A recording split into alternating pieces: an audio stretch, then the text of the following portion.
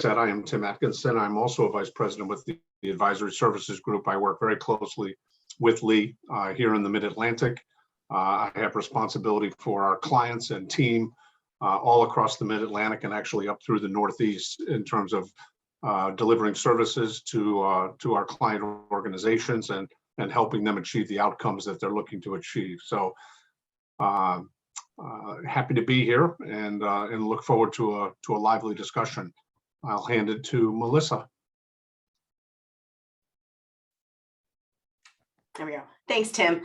So my name is Melissa Parinello. I'm a practice director in the organizational change management practice.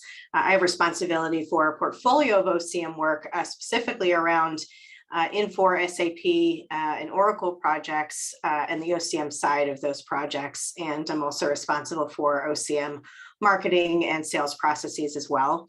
I've been with Avaap since November of 19 and have been doing this work for, well, a lot longer than that. So nice to talk with you all today. Elena. Hi, everyone. My name is Elena Schultz. I am a principal consultant for organizational change management with Avaap. I come from a background of over 25 years in higher ed, starting from being faculty member all the way through administrative leadership, and also working within the change management consulting area for at least that long, if not longer, doing various things to help support stakeholders as they transition to new systems and new ways of working. So as we get started, I'd like to turn it back over to Melissa. Okay, there we go. All right, so we talk about organizational change management. It's a journey. It is not just you check the box at go live. It's not you start, you stop, you finish. It really is a journey of taking your entire organization and all of your stakeholders from the current state, transitioning them during the process, getting to the future state, but also looking beyond that for sustainment, for long-term adoption. But when we go through that process, we know that, you know, personal lives, professional lives, change is not always easy. And you'll see when you have that gray dip, number one, that gray valley, we call that the valley of disruption. So when you start going through a change experience and you don't have very thoughtful, organized, structured organizational change management applied to your project, that valley of disruption can go pretty low. That's when people have anxiety, fears, concerns over what's happening, whether or not they have a job, if their job is changing, when you're not communicating clearly often, when expectations aren't set. You're going to have that dip no matter what, but when you don't have that structure in place to get people through change, that dip goes pretty low and productivity takes a hit during the time of your transition. So when you apply effective change management, you'll notice the blue line there. The disruption doesn't go as deep. The disruption to productivity doesn't hit as hard. And then as you continue through, you know, when you don't have structured change management, you definitely have some lingering inefficiency. So what happens is if people aren't really understanding and aren't bought into what the change is about, they're going to look for workarounds. They're going to try to go back to the old way of doing things. And the efficiencies you try to gain or that you desire to gain at the end of your journey won't necessarily be achieved, or it would take a lot longer to achieve them. So that tangible benefit is much more easily achieved and sooner achieved when you are applying a thoughtful and structured change management program. So the expectations from the current state to the desired state for your stakeholders need to be very clear, communicated, and people need to still choose to buy into the change on their own. But it's up to you as a leader, up to you as an organization as a whole, to give your people the information they need to make that choice to commit to the change so that they are not anxious, they are not worried, they can focus on their work during the transition and you can achieve the benefits that you need to sooner than if you didn't have all of that in place. So again, our whole goal here is to minimize that dip in disruption. We can't eliminate it. You know, there's no magic here, but we can definitely manage it and minimize it. So with that said, next slide, please. Within the context of higher education, when we think about the stakeholders, when we think about how to manage expectations of your students in higher education and change, we're in a time when some of this landscape is changing quite a bit. You have to look at not just the experience that the students are going to go through, but also how you engage them. How you do that now versus, let's say, 20 years ago, it's very different. Attention spans have changed, the technology has changed, how you reach out to people, how often, and also when, way before you need them to do something or right up before you need them to do something. All of that's shifting a lot. So Elena, I kind of want to bring you into this part of the discussion here. Talk about a little bit of what you're seeing in this changing student landscape when you think about students as the people who are impacted by changes at a university. Oh, yes. Thank you, Melissa. There's definitely a significant culture change in education, and that has begun with K through 12. We're seeing a lot of research that's recognizing the value of including students as partners, including the student voice in any of the projects or processes that are being implemented. This was initially seen as with an academic focus, but it truly expands to the entire student experience. Students are seen more as owners of their educational journey. Today, they're expressing a need to be included, actually a demand for inclusion.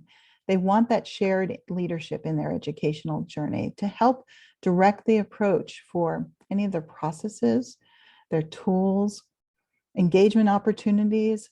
All of these are very important to recognize and really be strategic on what opportunities are afforded the students today.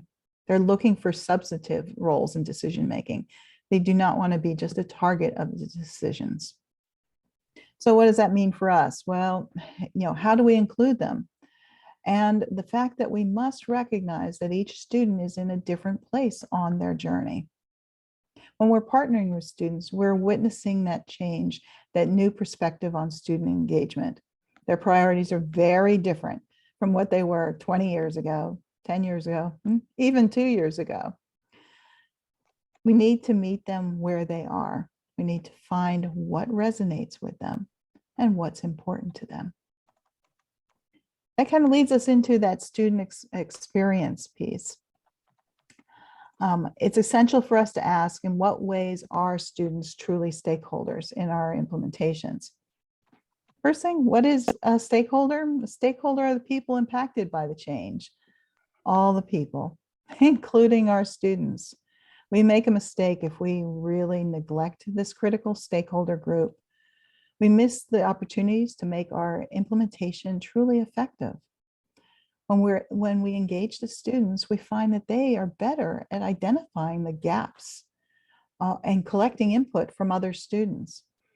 They help us take a hard look at that current state and assess our opportunities and challenges for getting to that new future state.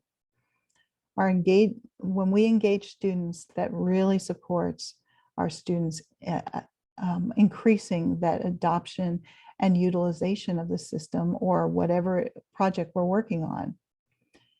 If we miss the opportunity to engage that critical stakeholder group, we also miss the opportunity to build relationships. We can build those relationships as we include them. And this has some future impacts, thinking about alumni and donations later.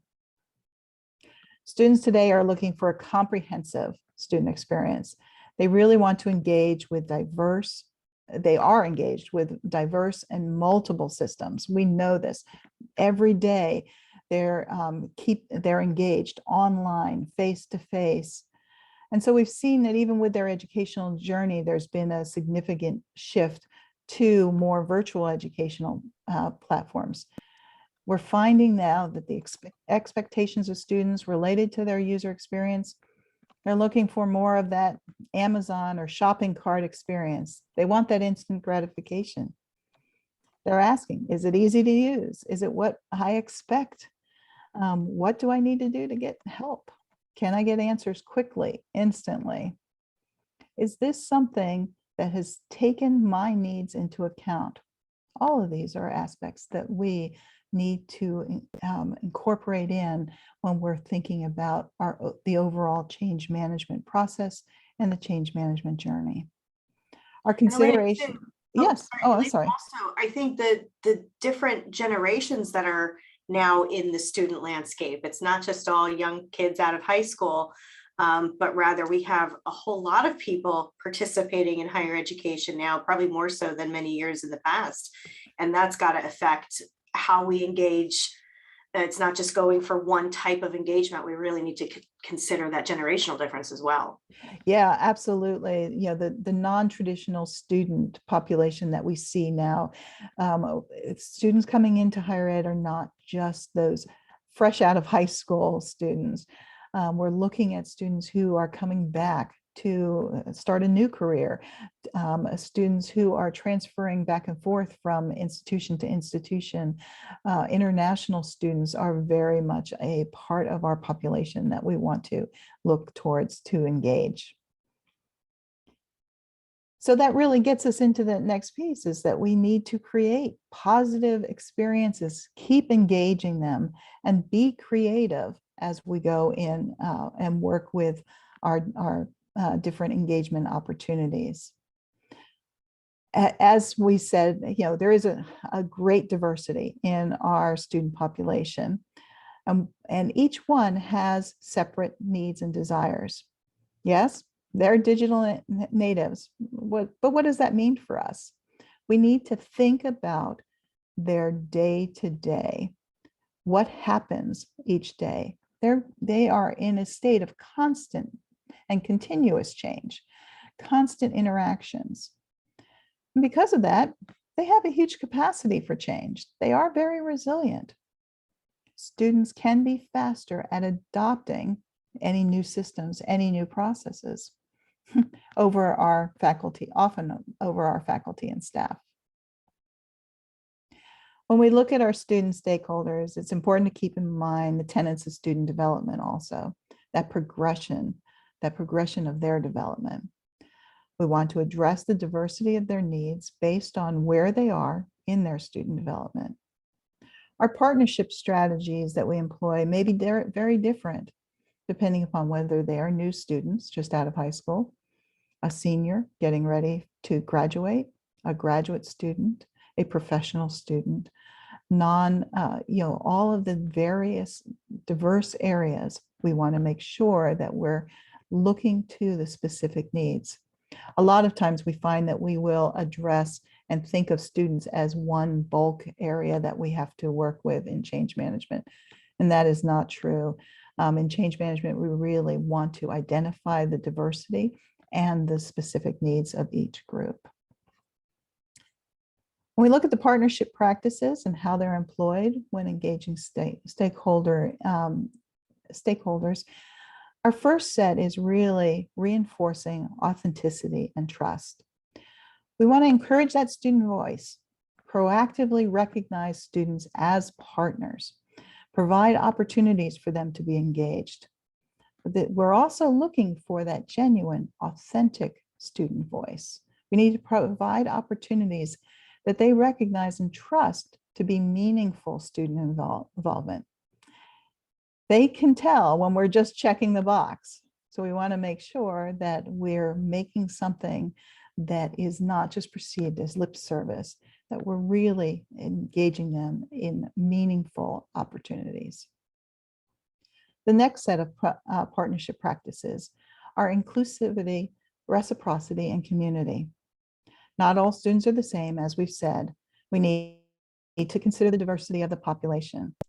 We need to employ different engagement processes from the faculty and staff, but also recognize that some of the student population crosses into those areas. We'll want to demonstrate the value of their engagement. This is critically important. Provide opportunities for them to see the outcomes and results of their input. Show them that this is a reciprocal partnership, an exchange where they will see the benefit also.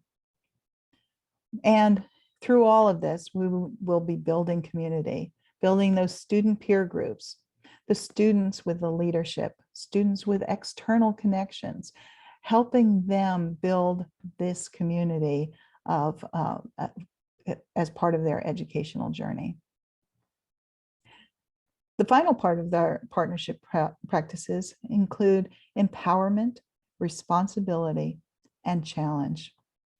We're empowering the students to set or guide the direction of whatever project we're working with. But having those students take responsibility is also an important part of this. Supporting the students as they take increasingly more responsibility in their educational journey, in the project, and as leaders at the institution. It also helps to have us challenging the students to use their voice, to be engaged, and to have the confidence to provide their perspective. Next slide. So when we look at overall change management and mitigating risk, it's important to remember some of our keys to change management. First one, understanding the stakeholders. We've talked a little bit about this already, about who our stakeholders are when we're looking at students.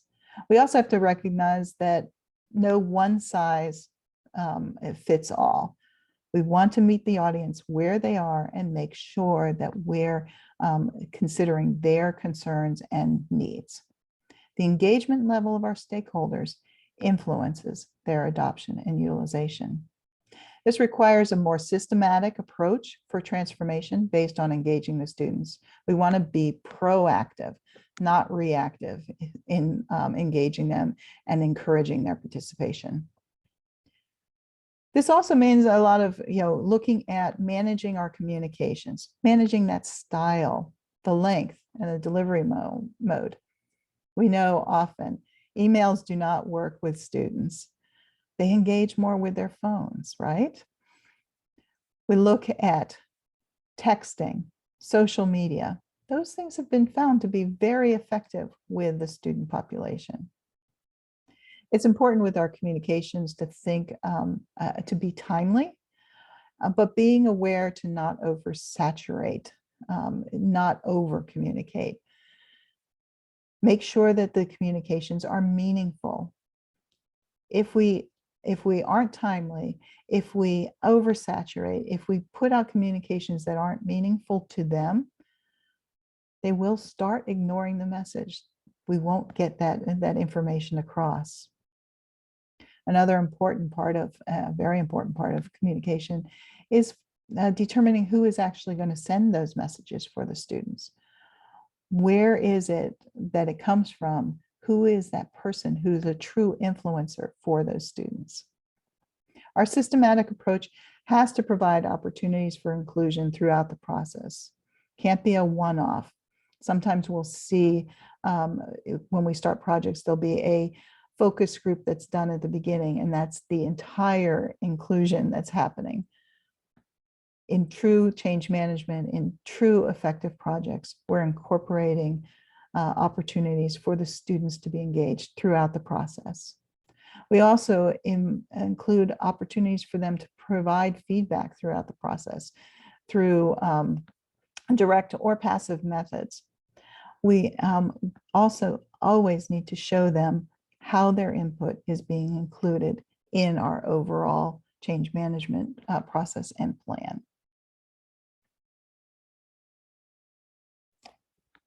So as we look at, we wanted to talk a little bit about some of the different opportunities we've had for engaging students. And the first one here is looking at our change agent network.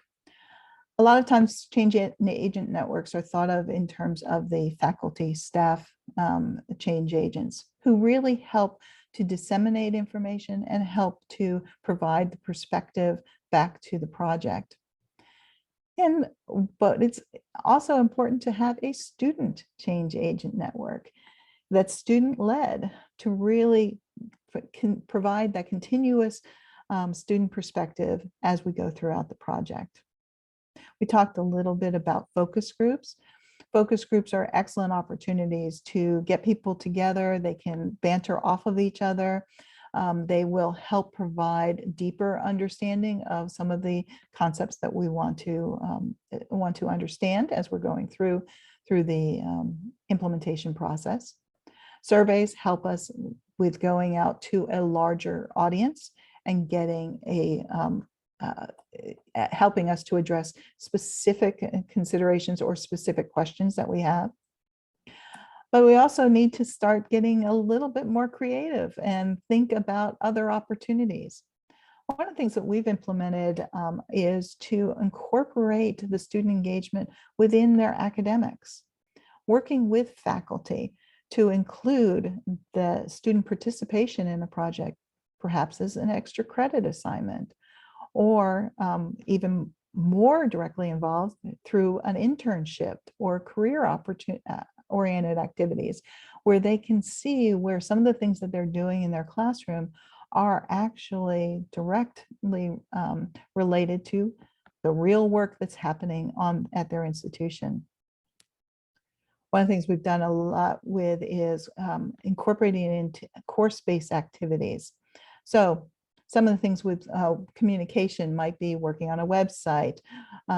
So having digital design students helping to manage the student facing pieces.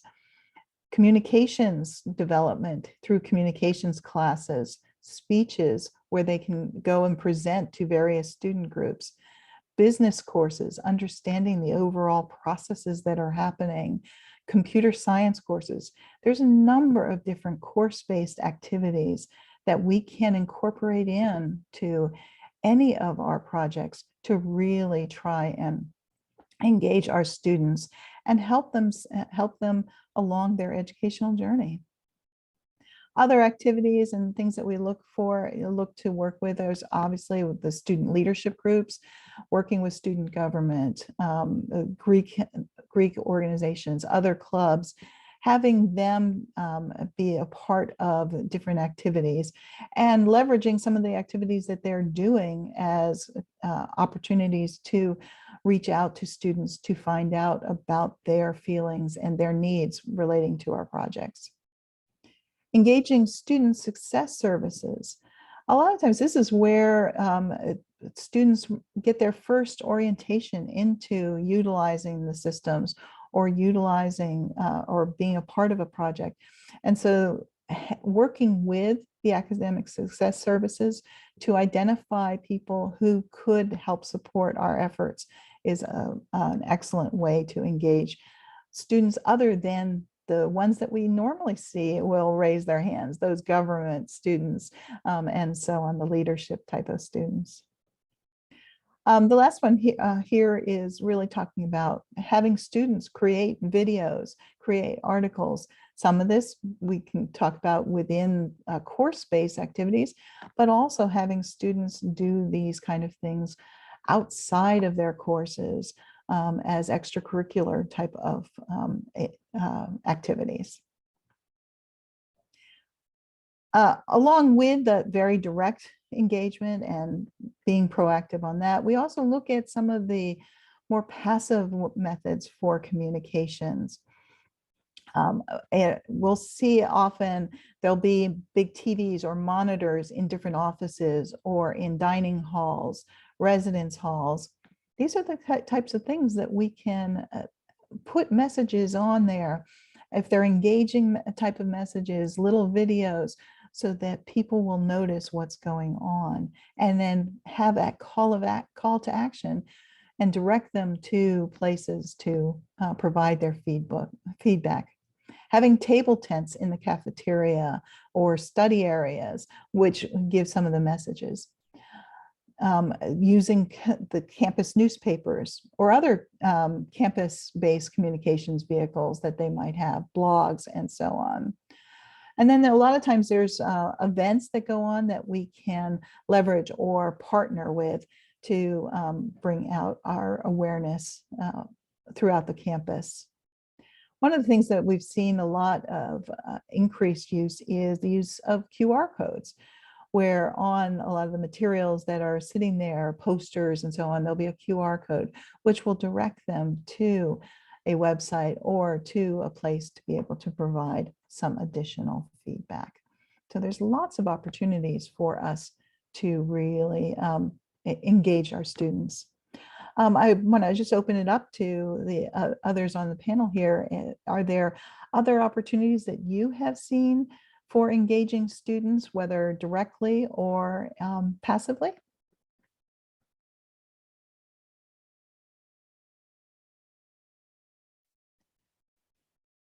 One of the things that we do often is we look for opportunities to leverage and work with students. And so working and leveraging student affairs and student life, those areas are working with students all the time. They can help us to identify those fantastic communication channels, and even more importantly, some of those campus influencers that we'll want to really be working with as we doing our messaging and supporting our students adopting the new systems. They help us. Oh, I'm sorry. Elena and Melissa, something occurred to me, and I guess I'd be interested in your reflection on it. And it may be too early to tell, but what implication, if any, or impact in general, has COVID or the pandemic had on student engagement? I mean, the move to, the immediate move to online learning for virtually everybody for at least some period of time before they started coming back to campuses over time.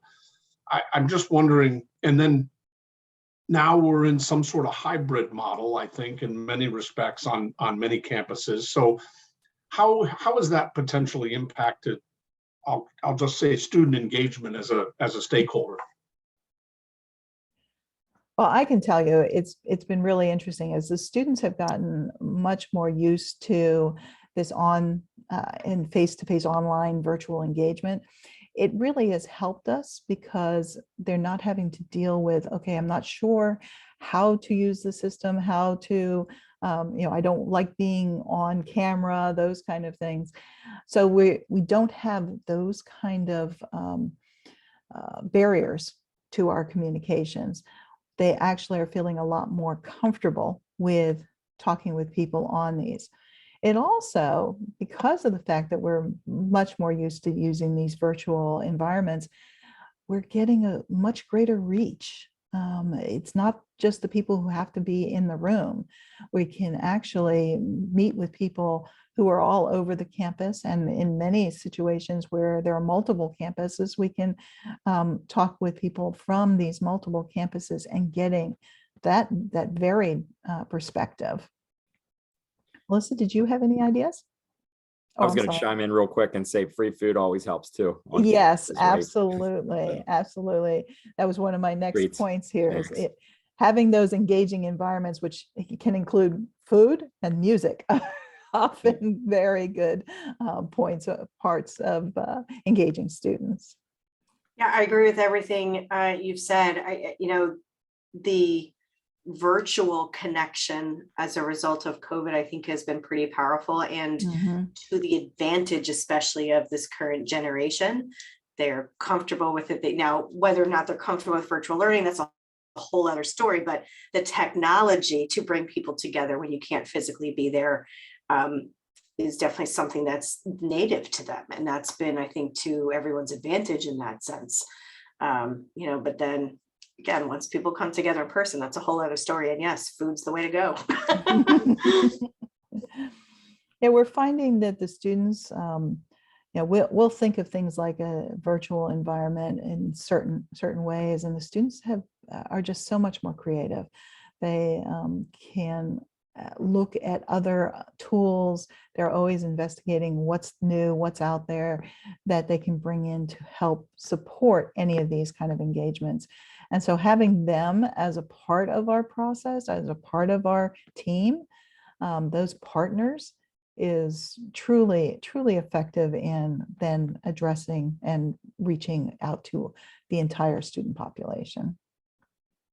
I was talking to the CIO of a university up in New Jersey the other day, and interestingly, she was sharing with me a couple different things with respect to the COVID implications, but one thing that I found incredibly interesting was that she has a staff of, within IT, she's got a staff of somewhere around 70, 75 folks. So it's a pretty significant team. Mhm. But she in turn is leveraging an equal number of students, 75 or 80 students, in virtually everything they're doing. Mhm. Because not only do the students look at it as an opportunity to kind of get some almost professional development type of training, so to speak, but they're also bringing sort of out of the box creative thinking that, I'll call it the traditional professional IT person may not have that mindset around, right? Because they're busy keeping the lights on, as opposed to thinking about, boy, we really could innovate this or transform, as opposed to just, what I'm saying. I mean, and so I just found it interesting that she is leveraging that number of students in what she considers to be her IT organization. Yeah, I find it's interesting too how much the students really want to be a part of those things, especially when you talk about some of the benefits for them, like, here are some real world opportunities that you can put on your resume. Here's real world experience that you're getting. So, when we think about the greater educational journey, higher ed is not just the academics. It is the whole picture. And that's, here's another piece that we can help provide for our students.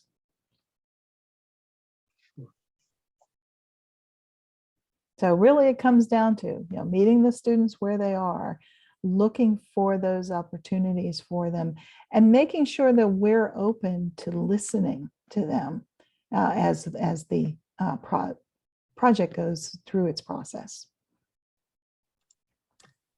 Do we have any other questions or other concepts we'd like to talk about here?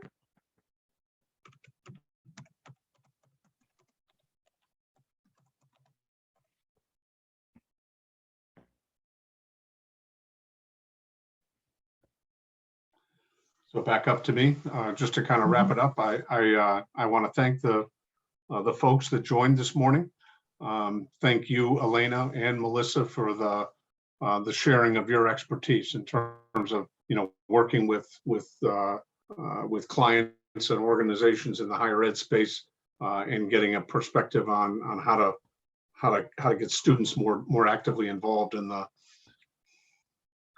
the journey that higher ed may find itself in. So if there are no more questions or comments at this point, I think we're about ready to sign off. Thank you again for attending. This is Pat. I just want to thank you all for the presentation. Thank you so much. Great presentation. I see Tamara is on the line. Tamara Petranco. Tamara, did you have anything to say? This is our Executive Director, Meek. Hi, everyone. Just thank you for Avaap for participating in our webinar series. And we hope that the folks who were able to attend can take away some good information. And again, as Pat has mentioned, we will post this to the Meek website. So thank you for joining us today. Thank you, Pat and Tamara. Thank you very much. And thank you. And remember our Meek conference, April 27th. If everything goes well. Gotcha. All right. Thank you very much. Thank you. Bye. Bye-bye. Bye-bye.